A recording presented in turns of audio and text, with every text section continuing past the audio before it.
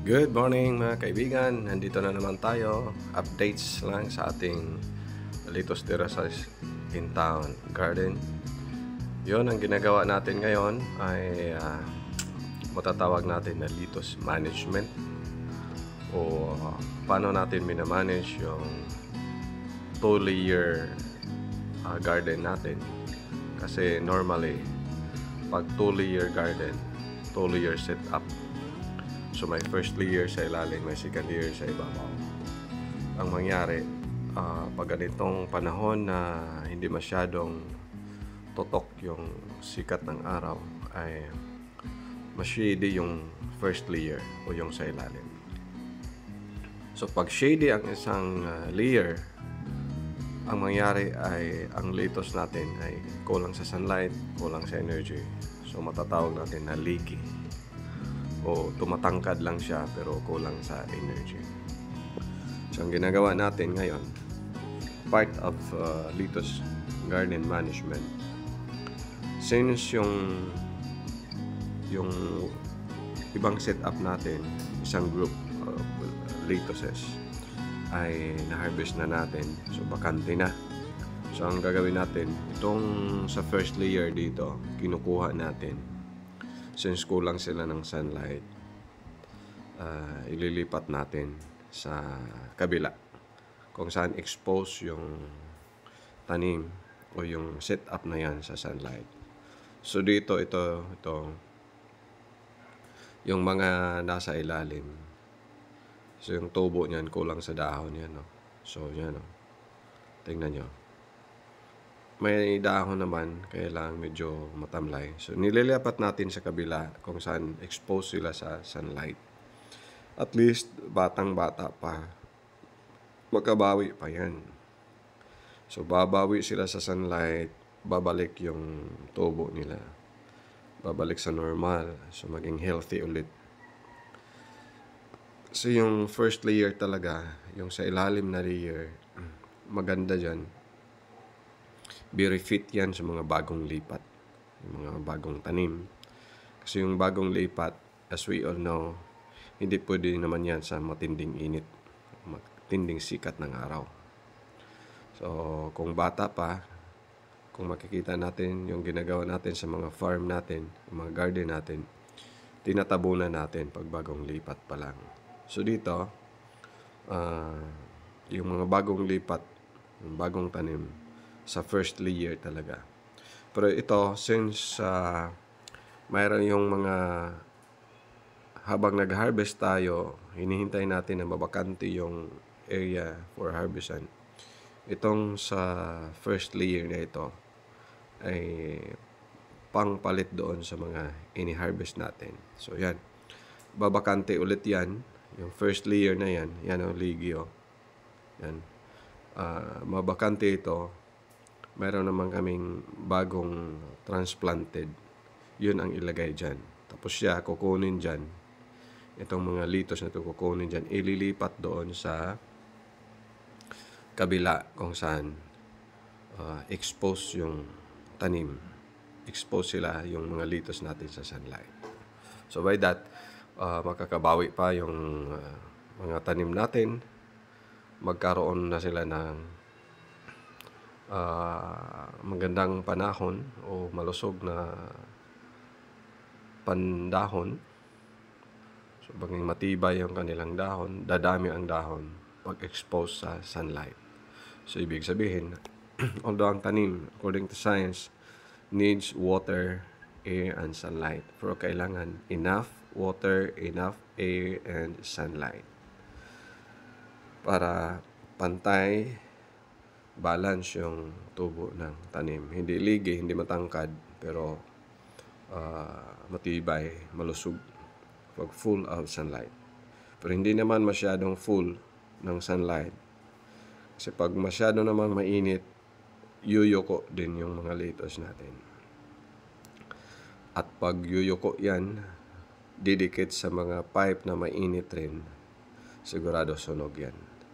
Yan, patuloy natin na hindi for harvest yan, but for lipat yan ng area o ng pwesto o ng setup So yan. Kinukuha natin yan sa ilalim. Kasi next day, ang ilalagay dyan yung mga batang bata pa ng mga litos na nakalilipat lang o katatanim lang. So, yan ang purpose dyan. So, sa ngayon, mayroon tayong harvest na 8 boxes. So, that is fresh from the garden at fresh na darating doon sa ating mga resellers dito sa ating Naval Public Market. So, nagkaroon ng misting dyan para wet o basa ang mga dahon ng ating mga litos. Hindi sila affected sa init doon sa public market. Yan. So, nilalagyan natin ng tubig sa ilalim. Yan. Yung kalahating tabo lang yan. Para naman, habang nakatambay sila, naghihintay sa kanilang mga consumers, mayroong makakain o may sip-sip na tubig ang ating mga tanim. So, sa ganyan, manatiling presko ang ating mga litos. So, yan mga kaibigan. Strategy lang yan. Yan. Patuloy tayo sa paglalagay ng tubig. Yan. Bawat box talaga yan, may tubig yan.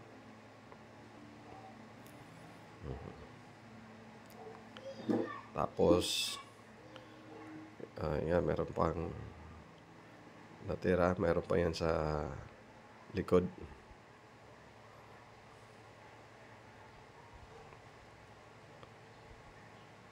So, yan mga kaibigan. Kailangan lahat tayo ay magtanim.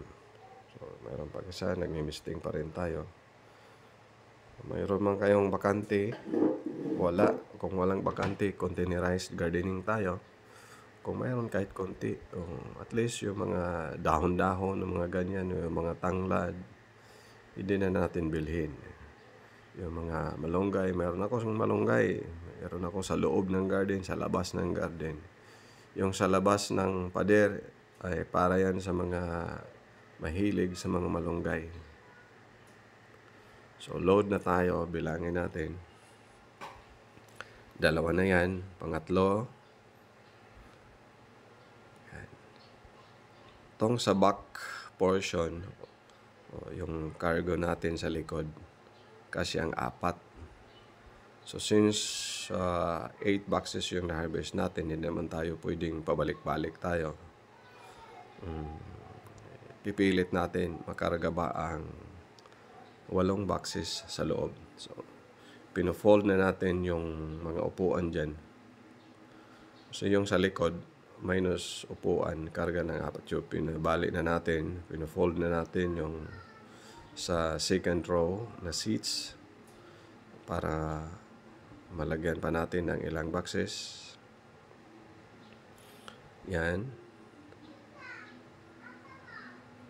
Okay, so 4 sa likod plus 7 sa second row na folded seats.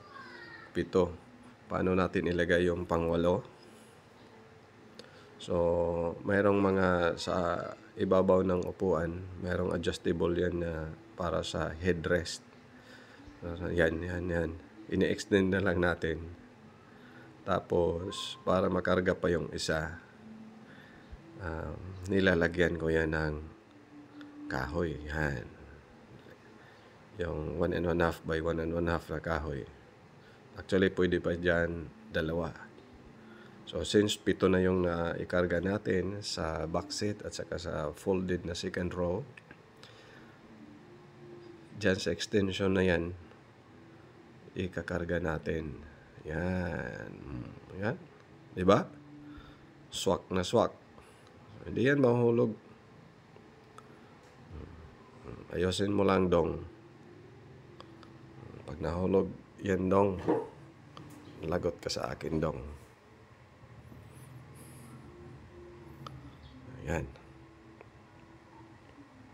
So yan mga kaibigan, for food security and food sustainability, tanim lang tayo ng tanim. And let us be happy. Let us be healthy. Delivery time na tayo.